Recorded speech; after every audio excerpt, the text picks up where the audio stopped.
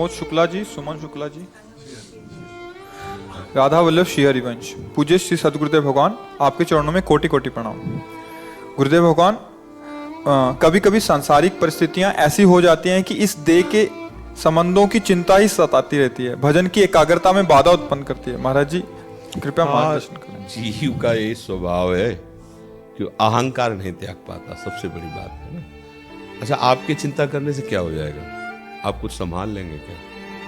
आप अपने एक रोम को भी नहीं संभाल सकते। अगर वो गिरना चाह रहा है, समय आ गया है, वो गिर जाएगा। आप न उसे लगा सकते हैं न रोक सकते हैं। तो आप, एक बहुत छोटी बात है कि आप अपने शरीर के एक रोम को भी सुरक्षा नहीं दे सकते, तो आप परिवार की क्या सुरक्षा कर लेंगे? आप किसी की क्या सुरक्षा कर लेंगे? मतलब आप असमर्थ हैं। तो फिर जो सर्वसमर्थ प्रभु हैं उनके भरोसे पे हो जाओ, वो आपसे करवा सकते हैं।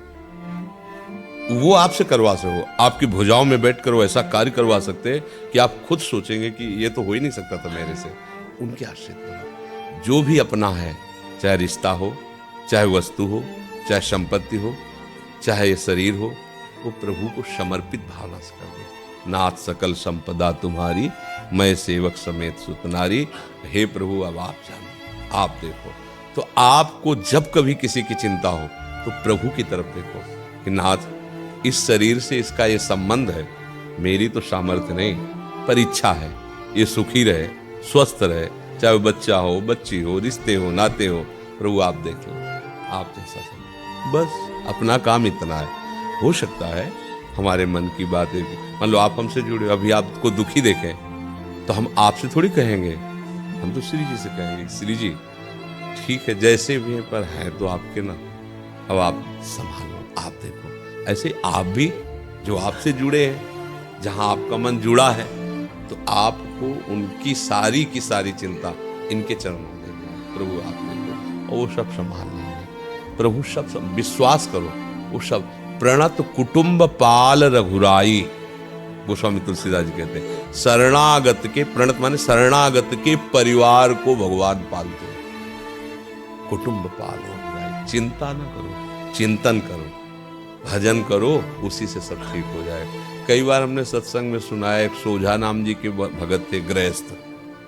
तो सत्संग और भजन के प्रभाव से उनको एक दिन लगा कि अब मेरा जीवन व्यर्थ संसार में जा रहा, अब मैं विरक्त होकर भगवान का भजन करूंगा। तो शास्त्र की बात आई कि अब तो ब्याह कर चुके हैं और नवजात शिशु बच्चा भी था, क्या करूं? तो पत्नी से उन्होंने कहा, देखो हमारा निश्चय हो गया है, अब हम भगवान का भजन विरक्त होकर करेंगे। आप पत्नी हो, इसलिए आपसे हम कहते हैं कि यदि आप चाहो तो हमारे साथ चल सकती हो, और अगर आप ना चाहो तो ये सारी संपत्ति, घर परिवार सब आपका, मुझे जाने दो। तो उनका, मुझे संपत्ति ये सब नहीं चाहिए, मैं आपके साथ चलूंगी। तो बोले अपने साथ कुछ नहीं ले चलना होगा, मतलब कुछ नहीं तो कुछ नहीं। उनका ठीक है। पर उन्होंने गोद में अपने नवजात बच्चे को लिया और चल दिया। जब काफ़ी दूर चली तो बच्चा लेके चलने में पीछे हो ही जाते हैं, तो पीछे मुड़ को देखा, उनका गोद में क्या है? उनका बच्चा। तो हमने कहा तो कुछ नहीं लेना है, तुम क्यों ले? तो बोले अपने नवजात बच्चे को कैसे छोड़ दें? चीता बहुत से टहल। बोले देखा इनका पालन पोषण कौन कर रहा है? तुम करते हो, छोड़, यहीं छोड़। अगर मेरे साथ चलना है तो बच्चे को छोड़ दिया ऐसे ही जंगल में। अब माँ तो माँ होती है ना, ठीक है, पति के आज्ञा के अनुसार भजन, पर उनके हृदय में एक टीस होती कि कभी कोई मुझे सूचना दे दे कि क्या हुआ होगा मेरे बच्चे का, उनके मन में था। तो कम से कम 12 वर्ष हो गए, पर उनके मन की वो पीड़ा नहीं गई कि एक बार तो मुझे पता चल जाती कि इनकी आज्ञा के अनुसार छोड़ दिया था, मेरा बच्चा मरा, कोई जंगली जानवर खा गया या क्या हुआ। सोझा जी ने देखा कि एक बात में अटकी हुई है। बोले चलो। तो 12 वर्ष में बाल वो सब ऐसे बढ़ गए थे, तो पहचान में नहीं आए। गांव के बाहर रुके, गांव के लोग उधर से जो जाए तो बुलाया। बोले भैया यहाँ एक सोझा जी रहते थे, आप जान? बोले हाँ, बहुत अच्छे भजन करने वाले भगत थे। तो बोले वो विरक्त होकर के बाहर चले गए थे, उनकी पत्नी भी सुना साथ चली गई थी।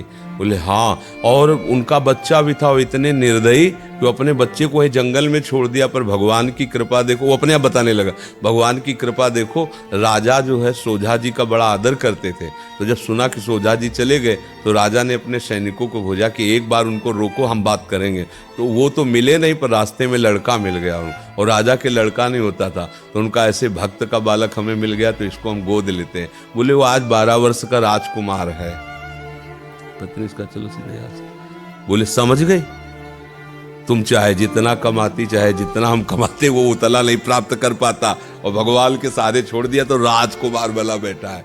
तो हम अगर अपनी चिंता खुद ढोएंगे तो परेशान हो जाएंगे, कुछ कर नहीं पाएंगे। तो अगर अपनी चिंता चिंतामणि प्रभु के चरणों में समर्पित कर देंगे तो बात बन जाएगी। प्रेमलता चौहान जी,